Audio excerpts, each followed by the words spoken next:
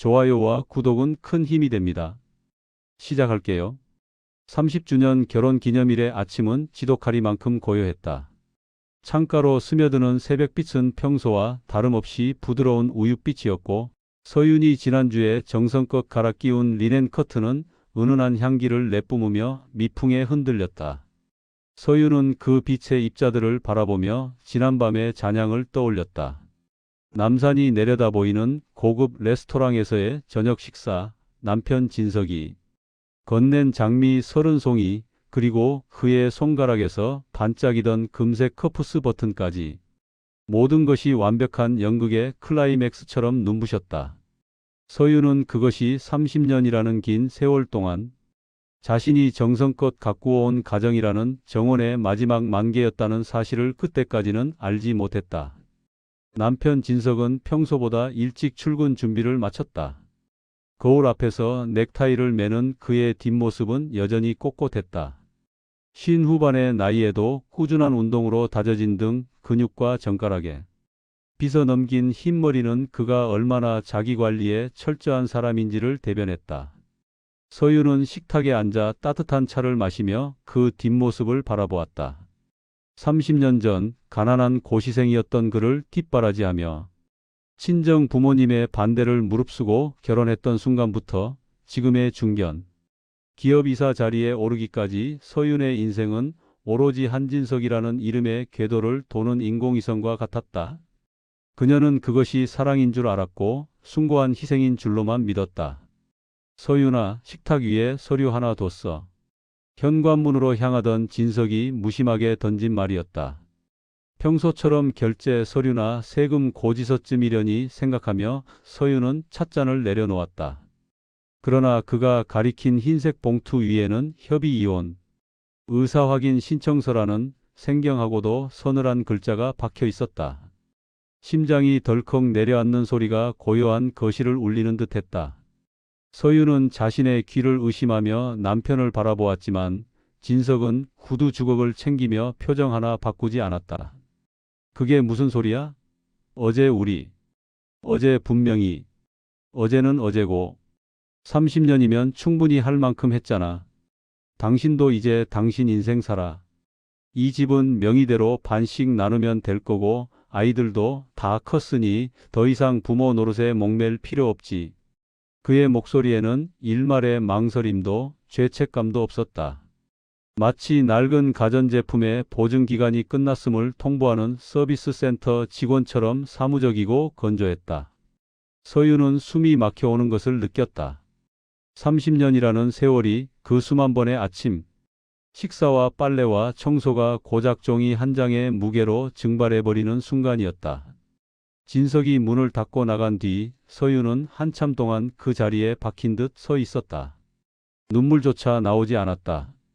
인간의 뇌는 너무나 거대한 충격을 받으면 통증을 느끼기보다 먼저 감각을 차단해 버린다는 사실을 그녀는 몸소 체험하고 있었다. 비틀거리며 거실로 걸어 나온 서윤은 전날 남편이 선물한 장미 다발을 보았다. 화병에 꽂힌 장미들은 여전히 붉고 당당했다.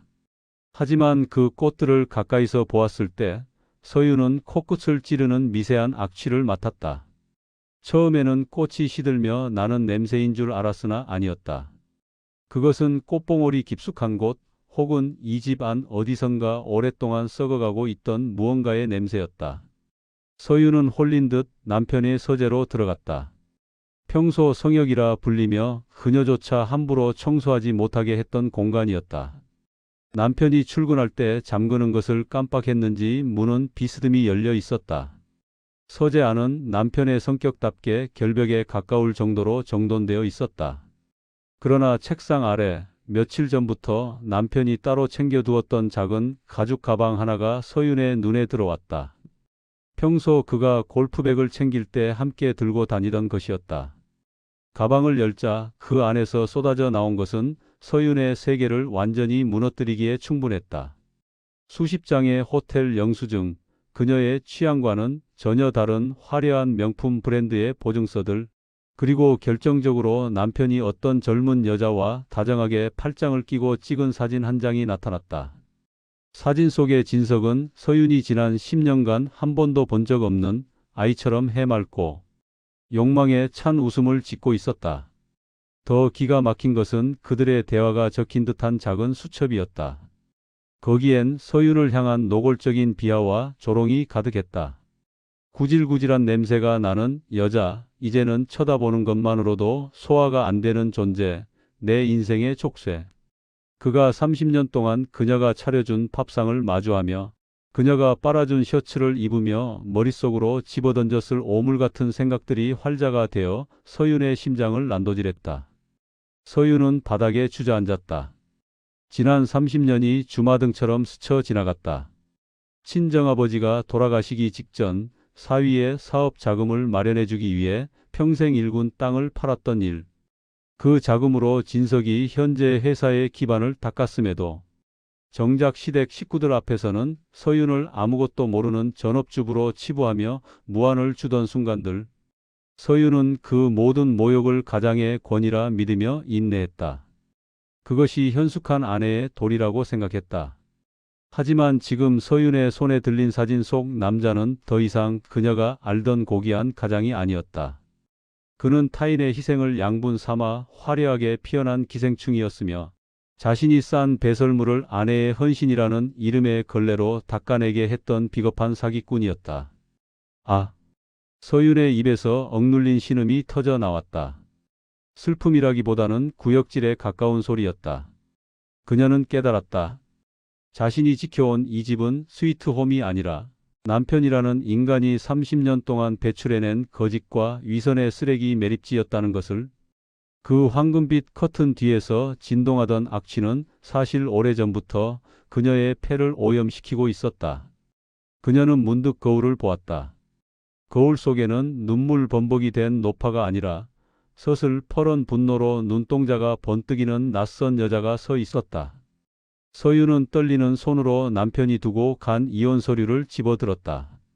그리고 그것을 천천히, 아주 천천히 찢어 발겼다. 진석 씨, 당신은 착각하고 있어. 서윤의 목소리는 낮고 서늘했다. 당신이 나를 버린 게 아니야. 나는 오늘 내 인생에서 가장 크고 더러운 쓰레기를 분리배출하기로 마음먹었을 뿐이야. 그녀는 책상 위에 놓인 남편의 비싼 만년필을 집어들었다. 그리고 바닥에 흩어진 그의 사진 위로 검은 잉크를 사정없이 뿌렸다. 검게 번지는 잉크처럼 서윤의 내면에서도 무언가가 무섭게 번져가고 있었다. 그것은 절망이 아니라 평생을 가두어 두었던 자아의 포효였다. 그녀는 주방으로 걸어가 차갑게 식은 찻잔의 차를 싱크대에 부어버렸다. 찬물이 하수구로 빨려 들어가는 소리가 경쾌하게 들렸다. 이제 시작이었다. 30년 동안 쌓인 이 거대한 쓰레기 더미를 치우는 일은 결코 쉽지 않겠지만 서윤은 더 이상 두렵지 않았다. 쓰레기를 치우고 난 자리에 비로소 공기가 흐르고 햇볕이 들 것이라는 확신이 들었기 때문이었다. 창밖의 하늘은 이제 완전히 밝아 있었다. 눈부신 태양 아래 30년 된 낡은 아파트의 구석구석이 적나라하게 드러났다. 먼지 앉은 가구들, 빛바랜 벽지들, 그리고 그 중심에 선 서윤. 그녀는 가슴 깊은 곳에서 올라오는 차가운 웃음을 터뜨렸다. 그 웃음은 떠난 남자에 대한 비웃음이자 그동안 바보처럼 살아온 자신에 대한 작별 인사였다. 그는 쓰레기였다. 그리고 쓰레기는 어디에 살아도 결국 쓰레기처럼 살아갈 것이다. 그가 찾아간 그 화려한 세상 또한 조만간 그의 본성에서 뿜어져 나오는 악취로 물들게 될 것임을 서윤은 직감했다. 이제 그녀의 과제는 단 하나였다. 그가 남긴 오물을 단 한 방울도 남김없이 이 집에서 그리고 자신의 영혼에서 닦아내는 것. 서윤은 고무장갑을 끼웠다. 그리고 가장 먼저 거실 한복판에 놓인 저 가식적인 장미 다발을 집어들어 쓰레기통에 쳐넣었다. 바스락거리며 꺾이는 꽃줄기의 소리가 묘한 쾌감을 안겨주었다. 30년의 끝은 이토록 허무했지만 동시에 이토록 명료했다. 쓰레기통에 처박힌 장미꽃들이 비명을 지르는 듯 했지만 서윤의 마음은 외려 차분하게 가라앉았다. 그녀는 주방 식탁에 앉아 휴대폰을 켰다. 30년 동안 우리 집의 기둥이라 믿었던 남자의 번호를 물끄러미 바라보다가 그녀는 이름 석자 옆에 붙어 있던 사랑하는 남편이라는 수식어를 지웠다. 대신 그 자리에 짧고 건조하게 한진석 세 글자만을 남겼다. 서유는 가장 먼저 친한 대학 동창이자 이혼 전문 변호사로 명성을 떨치고 있는 혜란에게 전화를 걸었다. 혜란아, 나야. 서윤이. 지금 좀 볼 수 있을까? 아니, 나쁘지 않아. 오히려 아주 명료해졌거든.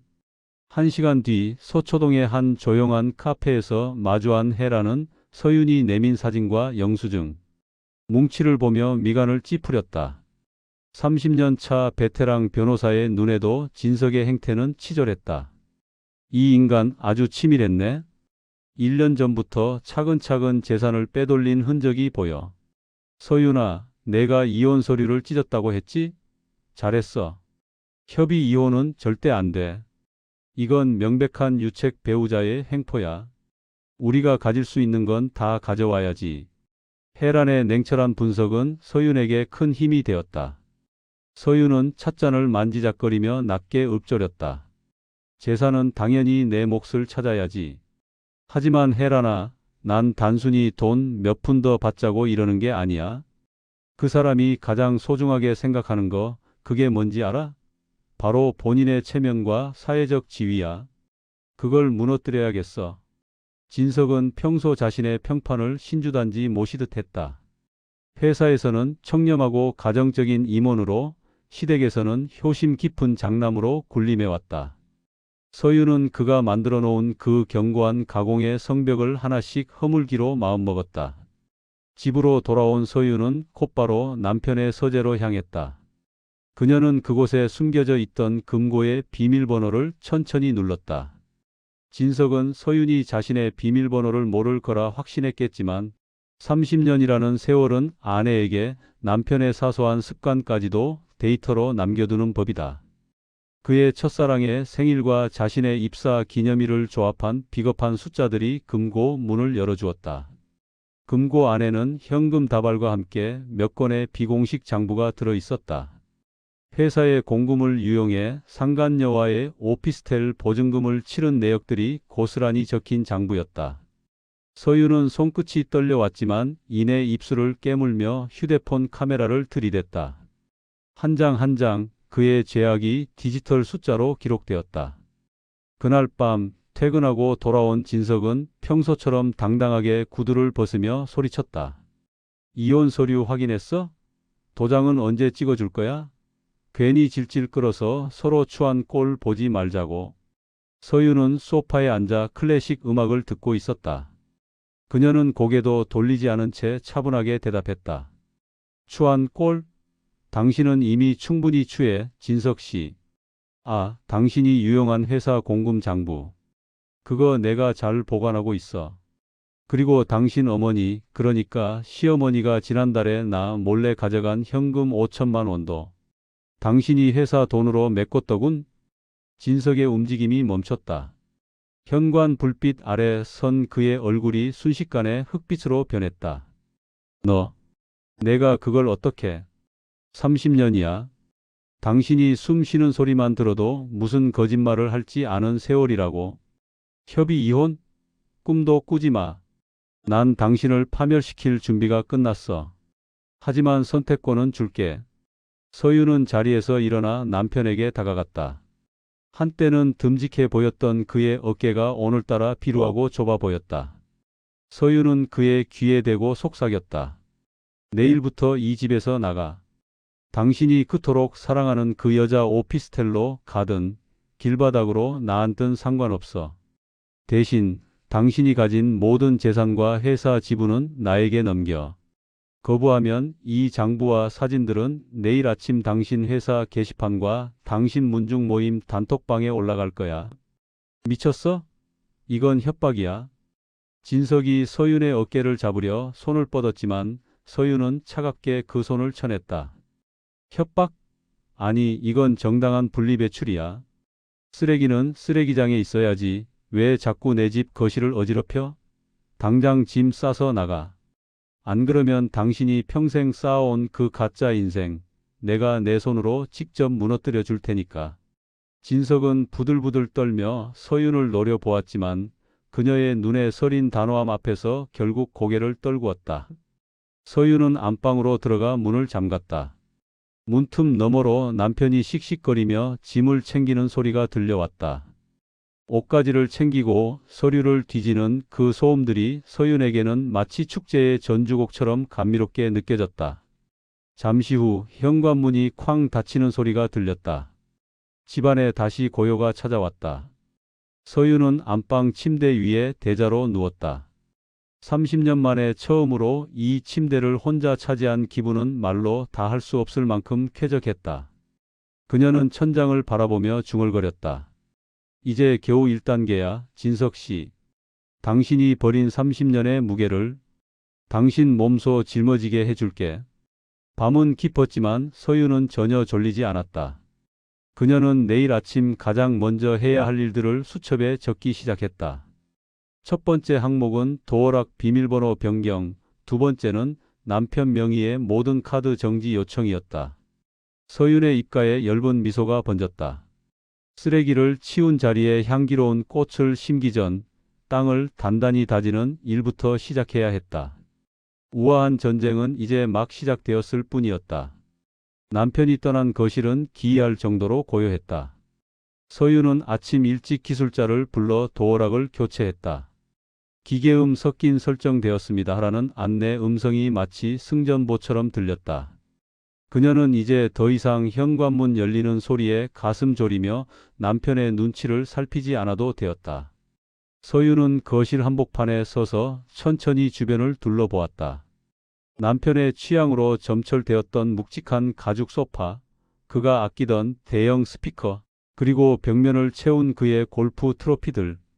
30년 동안 이 집은 서윤의 안식처가 아니라 진석이라는 성주를 모시는 성체였다. 이것도 분리배출 대상이네. 서윤은 망설임 없이 트로피들을 박스에 쳐넣었다. 낡은 가구들도 중고 판매 앱에 올렸다. 비워내는 과정은 고통스러울 줄 알았으나 막상 닥치고 보니 손톱 밑에 박힌 가시를 빼내는 것처럼 시원했다. 하지만 세상은 그녀의 승리를 온전히 축복해주지 않았다. 오후가 되자 시어머니로부터 불이 난 듯 전화가 걸려왔다. 너 미쳤니? 진석이가 어젯밤에 짐을 싸서 내 집으로 왔다. 지 마누라한테 쫓겨나서 갈 데가 없다고 울어. 내가 어떻게 우리 집안에 들어와서 이럴 수가 있어? 서윤은 예전처럼 죄송하다는 말을 내뱉지 않았다. 대신 스피커폰을 켜두고 커피를 한 모금 마셨다. 어머니, 진석 씨가 회사 돈 유용해서 상간녀 아파트 보증금 해준 건 말씀 안 하던가요? 그리고 어머니가 지난달에 가져가신 5천만 원도 실은 회사 공금이었어요. 그거 제가 덮어주지 않으면 진석 씨 감옥 가야 해요. 어머니도 공범으로 조사받으실 거고요. 수화기 너머로 짧은 비명이 들리더니 이내 정적이 흘렀다. 서윤은 냉정하게 덧붙였다.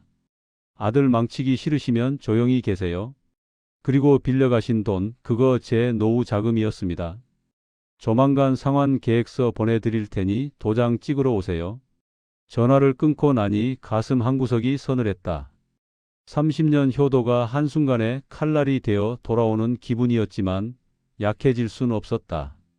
다음 목적지는 진석의 회사 근처였다. 서윤은 우아한 투피스 차림으로 남편의 상사인 본부장을 만났다. 본부장은 진석과 오랜 친구 사이이기도 했다.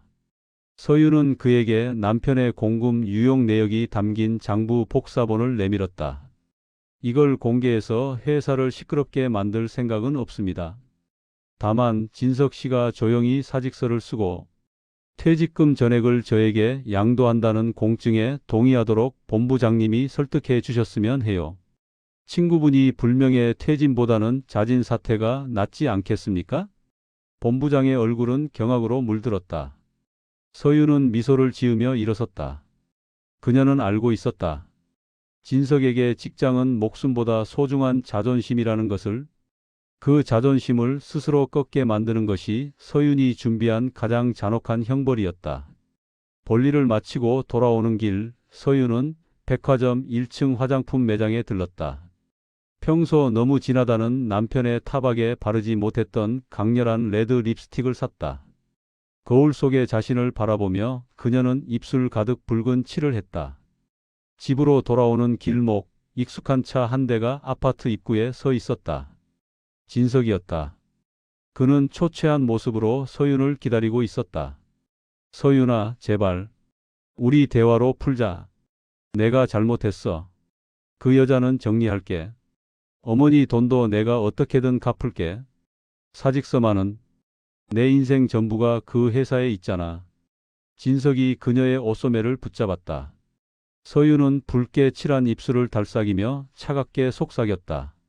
당신 인생 전부가 회사라고? 그럼 내 인생 전부는 뭐였는데? 당신 뒤치다꺼리하며 보낸 내 30년은 쓰레기통에 버려도 되는 종이 조각이었어? 그녀는 진석의 손을 뿌리치고 도어락 앞에 섰다. 당황한 진석이 예전 비밀번호를 눌러보았지만 삑삑거리는 경고음만 울려 퍼질 뿐이었다. 비밀번호 바꿨어. 그리고 당신 인생 이제부터 내가 정의할 거야. 전직 임원이 아니라 추문으로 쫓겨난 범죄자가 될지 아니면 전 재산을 아내에게 헌납하고 속죄하는 패배자가 될지. 내일까지 공증 서류에 도장 찍어서 보내. 문이 닫혔다. 서윤은 현관문에 등을 기대고 서서 깊은 숨을 내뱉었다. 복수는 차가울 때 가장 맛있는 음식이라던가. 심장 언저리가 뜨겁게 달아올랐다. 식탁 위에는 혜란이 보내준 재산 분할 합의서가 놓여 있었다.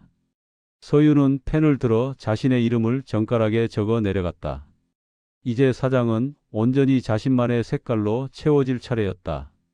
진석의 사직서는 생각보다 빨리 수리되었다. 본부장은 회사의 명예를 실추시키지 않겠다는 서윤의 약속을 믿었고 진석에게 권고사직이라는 마지막 자비를 베풀었다. 30년 동안 매일 아침 7시면 집을 나섰던 남편은 이제 갈 곳 없는 실업자가 되었다. 서윤은 거실 창가에 작은 테이블을 놓았다. 그곳은 원래 진석의 커다란 안마의자가 차지하던 자리였다. 이제 그곳엔 서윤이 고심 끝에 고른 캔버스와 수채화 도구들이 놓였다. 대학 시절 미대 진학을 꿈꿨던 그녀가 가족을 위해 붓을 꺾은 지 딱 30년 만이었다. 엄마 정말 괜찮겠어? 아빠 지금 할머니 집에서 거의 폐인처럼 지낸다는데? 주말을 맞아 찾아온 딸 지우가 걱정스레 물었다. 서윤은 캠퍼스에 푸른색 물감을 칠하며 덤덤하게 대답했다. 그 사람 걱정할 거 없다. 평생 남이 차려준 밥상만 받고 살았으니 이제 스스로 라면이라도 끓여 먹는 법을 배워야지. 그게 그 사람 인생에 남은 유일한 공부일 거다. 서윤은 지우에게 자신이 정리한 재산 목록을 보여주었다. 집 명의는 서윤에게로 넘어왔고 남편의 퇴직금과 비자금으로 모았던 돈은 모두 서윤의 통장으로 이체되었다. 진석에게 남은 건 경기도 외곽의 작은 오피스텔 보증금과 낡은 승용차 한 대뿐이었다. 엄마는 이제 진석의 아내나 지우 엄마 말고 그냥 김서윤으로 살 거야. 그날 오후 서윤은 동네 평생교육원 문을 두드렸다. 그녀가 등록한 강의는 시니어 유튜버 도전하기와 기초 유아였다. 처음에는 낯선 기계 조작과 젊은 사람들의 시선이 두려웠지만 뷰파인더 너머로 보는 세상은 그 어느 때보다 선명했다. 서윤은 자신의 첫 브이로그 영상을 찍기 시작했다. 제목은 55세, 비로소 독립을 선언하다였다. 영상 속 서윤은 화려한 레드 립스틱을 바르고 남편의 물건을 버린 자리에 꽃병을 놓으며 활짝 웃고 있었다. 한편 진석은 시어머니의 좁은 아파트 방 안에서 서윤의 영상을 보며 울분을 터뜨렸다. 하지만 그는 이제 서윤에게 전화를 걸 자격도 문을 열고 들어갈 비밀번호도 없었다. 상간녀였던 수진 또한 진석이 빈털터리가 되었다는 소식을 듣자마자 종적을 감췄다. 서윤은 밤늦게 혜란에게 메시지를 보냈다. 혜란아, 오늘 처음으로 내 이름이 박힌 수강증을 받았어. 가슴이 너무 뛰어서 잠이 안 온다. 얼마 뒤 답장이 왔다. 축하해, 서윤아. 이제 진짜 내 인생의 일막이 열린 거야. 조만간 전시회 열면 내가 1호 관객 될게. 서윤은 불을 끄고 침대에 누웠다. 옆자리는 비어 있었지만 더 이상 공허하지 않았다. 오히려 그 빈 공간만큼 자신의 가능성이 채워지는 기분이었다. 창밖으로 비치는 달빛이 서윤의 얼굴을 부드럽게 감쌌다. 내일은 어떤 색으로 캠퍼스를 채울지 고민하며 서윤은 30년 만에 가장 깊고 단잠에 빠져들었다. 서윤의 유튜브 채널 김서윤의 독립일기는 예상을 뛰어넘는 반응을 불러일으켰다. 30년간 헌신했던 가정에서 밀려난 것이 아니라 스스로 걸어나온 그녀의 당당한 모습에 비슷한 아픔을 가진 수많은 중년 여성이 열광했다. 여러분, 누군가의 아내로 사는 법은 배웠지만 나 자신으로 사는 법은 이제야 배우고 있네요. 화면 속 서윤은 더 이상 주눅든 가정주부가 아니었다. 그녀는 평생교육원에서 그린 유아 작품들을 모아 동네 작은 카페에서 생애 첫 개인전 색 다시 찾다를 열었다. 갤러리 한편에 놓인 방명록에는 작가 김서윤이라는 이름이 선명하게 적혀 있었다. 전시의 마지막 날 뜻밖의 손님이 찾아왔다. 초췌해진 몰골의 진석이었다. 그는 이제 번듯한 수트 대신 보풀이 일어난 점퍼를 걸치고 있었다. 서윤아, 잠깐 얘기 좀 해. 그의 목소리는 힘이 없었다.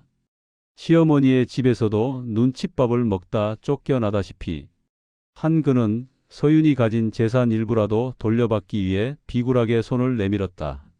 하지만 서윤은 캠퍼스 앞에 서서 그를 향해 차갑게 미소 지었다. 이혼 서류는 법원에 접수했어. 재산 분할? 그동안 당신이 수진이한테 퍼부은 돈, 그리고 내가 가사 노동자로 일한 30년치 임금 계산하면 오히려 당신이 나한테 빚진 거야. 법대로 하자고. 진석은 소리를 지르려 했지만 갤러리를 가득 채운 사람들의 시선과 서윤의 단호한 눈빛에 압도당했다. 그는 자신이 알던 순종적인 아내가 영영 사라졌음을 그제야 깨달았다. 그는 쫓겨나듯 전시장 밖으로 밀려나갔다. 전시회가 끝나고 서윤은 혜란과 함께 공항으로 향했다. 두 사람은 오랫동안 꿈꿔왔던 이탈리아 한 달 살기를 떠나기로 했다. 비행기 이륙 전 서윤은 핸드폰을 꺼내 진석의 번호를 마지막으로 차단했다. 서윤아, 기분이 어때? 혜란의 물음에 서윤은 창밖의 구름 위로 펼쳐진 노을을 바라보며 대답했다. 이제야 숨이 쉬어져. 내 인생의 주인공이 누군지 확실히 알았거든. 서윤은 가방에서 작은 수첩을 꺼냈다. 그곳엔 해야 할 일 대신 하고 싶은 일들이 빼곡히 적혀 있었다. 비행기가 창공을 가르며 날아오르자 서윤의 가슴 속에 남아있던 마지막 무거움도 바람과 함께 흩어졌다. 30년의 긴 겨울이 지나고 김서윤의 인생에는 비로소 찬란한 봄이 찾아오고 있었다. 이탈리아 토스카나의 햇살은 한국의 봄보다 훨씬 진하고 따뜻했다. 서윤은 그곳에서 보낸 한 달을 1년으로 늘려 살다 돌아왔다. 이제 그녀는 전업주부가 아닌 라이프스타일 인플루언서이자 에세이 작가로 불린다. 그녀가 한국에 돌아와 처음 한 일은 자신의 이름으로 된 작은 스튜디오를 계약하는 것이었다. 그곳은 그림을 그리고 차를 마시며 가끔은 방황하는 여성들을 위한 상담소 역할을 했다. 작가님, 지난번 강연 듣고 용기 내서 제 가게를 차렸어요. 서윤의 SNS에는 감사 인사가 끊이지 않았다. 그녀는 타인의 고통을 진심으로 이해할 줄 아는 사람이 되었고 그 공감의 힘은 그녀를 더욱 빛나게 했다. 반면 진석의 삶은 바닥을 쳤다. 수진과의 관계는 재산이 바닥나자마자 끝이 났다. 수진은 진석의 퇴직금과 위자료 일부를 챙겨 다른 남자를 만나 떠났고 진석은 소송 끝에 남은 전세금마저 시어머니의 병원비와 생활비로 탕진했다. 어느 눅눅한 고시원 방, 진석은 서윤의 책 이제야 숨을 쉰다의 베스트셀러 소식을 뉴스로 접했다. 화면 속 서윤은 세련된 단발머리에 우아한 실크 블라우스를 입고 환하게 웃고 있었다. 그는 서윤에게 전화를 걸어보려 했지만 1년 전 그녀가 남긴 차가운 경고와 이미 차단된 번호만이 그를 맞이할 뿐이었다. 서윤아, 내가 미안했다. 혼잣말처럼 내뱉은 사과는 허공을 맴돌다 사라졌다. 후회는 언제나 늦었고 그가 버린 것은 단순한 아내가 아니라 그의 인생을 지탱하던 유일한 기둥이었다는 것을 그는 이제야 뼈저리게 느끼고 있었다. 어느 금요일 오후 서윤은 혜란과 함께 남산 산책로를 걸었다. 두 사람의 발걸음은 가벼웠다. 서윤아, 다음은 어디로 갈까? 이번엔 북유럽 어때? 좋지. 가서 오로라도 보고 세상의 끝까지 가보자. 서윤은 길가에 핀 이름 모를 들꽃을 보며 미소 지었다.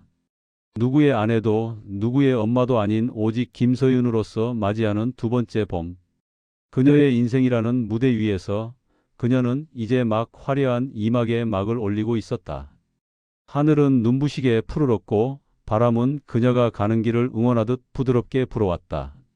서윤의 첫 에세이 이제야 숨을 쉰다는 출간 1년 만에 50만 부를 돌파하며 올해의 책으로 선정되었다. 그녀는 이제 단순히 이혼 후 성공한 여자가 아니라 삶의 주체성을 잃어버린 수많은 이들의 아이콘이 되었다. 그녀의 스튜디오 윤슬에는 매주 수요일 저녁 특별한 모임이 열린다. 이름하여 나를 찾는 시간. 각계각층의 여성들이 모여 차를 마시고 글을 쓰고 자신의 이름을 부르는 연습을 한다. 처음엔 제 이름이 너무 낯설었어요. 누구 엄마, 누구 사모님으로만 살았으니까요. 참석자 중 한 명의 고백에 서윤은 가만히 고개를 끄덕였다. 그녀는 안다.